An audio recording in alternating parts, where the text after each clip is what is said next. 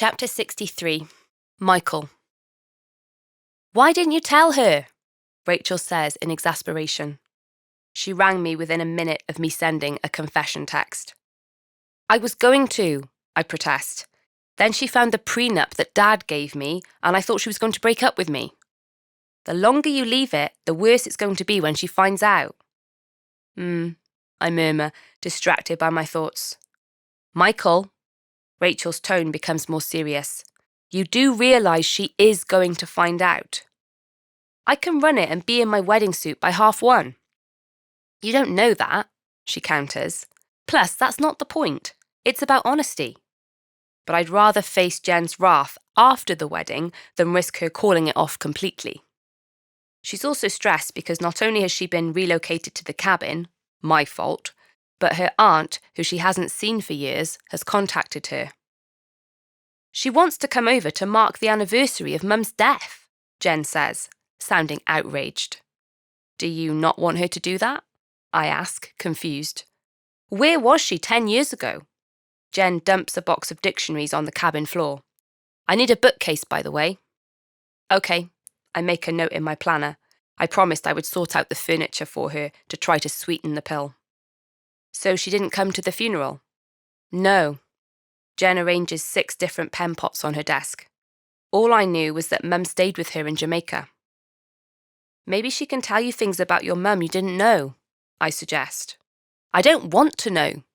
Jen knocks a pen pot over and a mishmash of pencils, rulers and biros scatter. "Ah!" She crossly sets the pot down again and stuffs the pens back into it. "Have you replied? Did she contact you on social media? Are you sure it's her?" I recognised her picture. Jen rolls her eyes. "I only have one Aunt Chevy." "Chevy," I repeat. "Like the car?" "As in Chevelle?" Jen explains. I'm reminded of this invisible, wider network of Jen's Jamaican family. I still think it would be good to reach out to them about the wedding. "I haven't replied yet," Jen sighs before I can voice my thoughts. "Let's get through marriage prep and I'll think about it after that." It's our final session this week. As we pour cups of tea and coffee, Jen chats away with Matty and Violet like old friends. James is all right, though Benedict seems a bit of a bore. It's funny to think about where we'll all be in 5 years' time. Statistically, 1 couple will be divorced. I'm determined it's not going to be us. As our warm-up activity, please read what you wrote about your partner to them, Steve says. We turn our chairs to face each other. I unfold my acrostic poem. "Joyful, energetic, never a dull moment," I begin, stopping to smile. "Nice doesn't do her kindness justice. If I could meet 1,000,000 girls from all over the world, even then, the only one for me is Jen. Really." She bursts out laughing and throws her arms around me. "That's so sweet." She kisses my cheek. "Thank you. Do you want to hear mine?" She pulls out her phone and opens a note. "Many have tried and failed, but Michael always wins. In every situation, he's prepared with a list.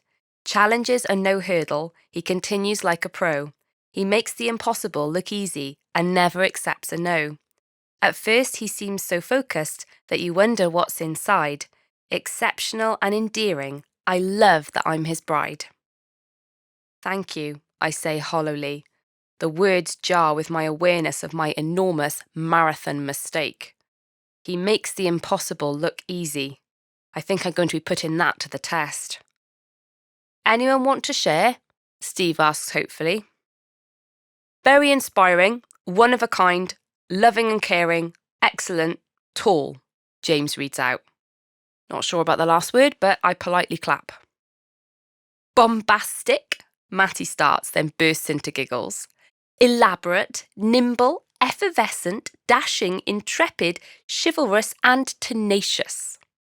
I continue to clap, bemused as I look at the boring, egg-headed, none of these qualities Benedict, wondering if Matty has cataracts, while Jen and Violet join her in laughing.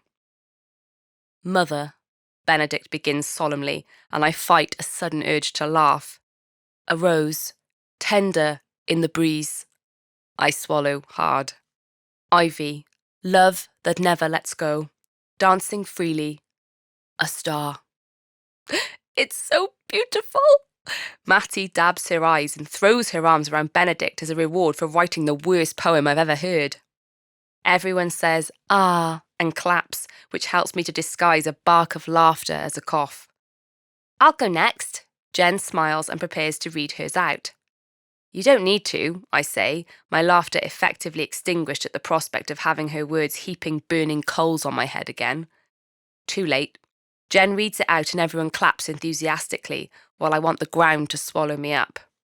"You made it rhyme," Mattie says, unnecessarily. "Teacher's right," Violet says, holding her own sheet nervously. "Well, don't judge me on this. Jolly and jammy and messy and manic, extraordinary, excellent, super and special." James catches my eye and gives an embarrassed grin. I join in the applause. There's a pause and I realise everyone is looking at me. "Do you want to read yours, Michael?" Steve prompts. I hesitate. "Not really." Violet giggles but stops when she realises I'm serious. Steve moves on hurriedly, but not before I've seen the disappointment snuff out the spark in Jen's eyes. "Now, in many ways, it's a silly task," Steve says, "but I want to make this point. When you're excited about getting married, it's easy to come up with all the things you love about them. In any long-term relationship, there will be times when you don't find it so easy. In fact, there will be times when you may not believe these words you've written anymore. Over time, you may hurt one another. But I want to encourage you to keep these name poems and to consider this. It is your choice to see your partner in this way." I try to take Jen's hand, but she doesn't notice. Either that or she's ignoring me. Every relationship needs one essential ingredient to continue: forgiveness. Steve pauses and looks around the room at each of us. Some of you have no doubt already had to forgive each other. I want to tell you a story from the Bible about forgiveness. A man had 2 sons. The younger one got tired and fed up and asked for his share of the inheritance early. He then ran off, spending it all on parties until he ended up with nothing. He took a miserable job, feeding pigs, and even envied the pigs' food, because he was starving. He thought to himself, "This is stupid. Even my father's servants have enough food to eat." He made a plan to go back home, apologise, and ask to be treated as one of the servants. He didn't think he was worthy to be called a son anymore.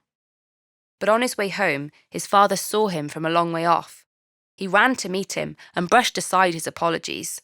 He dressed the son in a fine robe and announced a feast to celebrate his return.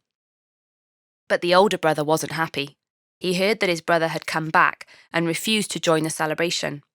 His father went outside to ask him to come in. "I've worked so hard for you," he complained. "You never gave me anything. He wasted all your money, and now you're throwing him a party." The father told the elder son that he loved him, and that all he had was his, but that they had to celebrate because the younger son was lost, and now he was found. "You may wonder what this has to do with marriage," Steve continues. "Well, I think all of us can either identify with the younger son or the elder. Some of us are really aware of our mistakes. We often feel unworthy. We have to go back and ask for forgiveness so our relationship can be restored. That can be very hard to do. But until we do it, we can't enjoy the party. We'll be stuck feeding the pigs. But others of us are like the elder brother."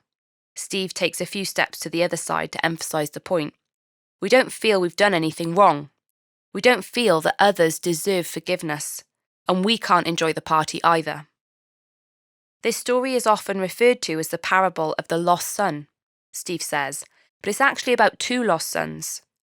Here's the thing, no one wants to lose their marriage or the love they have for the other person. But without a willingness to ask for forgiveness and a willingness to give it, you will lose both your marriage and your love. It's a sobering thought, I know, but I need to be honest with you. Marriage is hard, a tough choice to keep going sometimes. But with forgiveness, even the worst problem can be overcome. "That's why we're doing this," Mattie says, after a pause. "To have a fresh start." "That's a really good picture," Steve smiles. "Every day needs to be a fresh start. Wipe the slate clean." Part of me longs for the simplicity of transparency. I turn to Jen, opening my mouth to confess the truth about the marathon. But then I realise she's crying.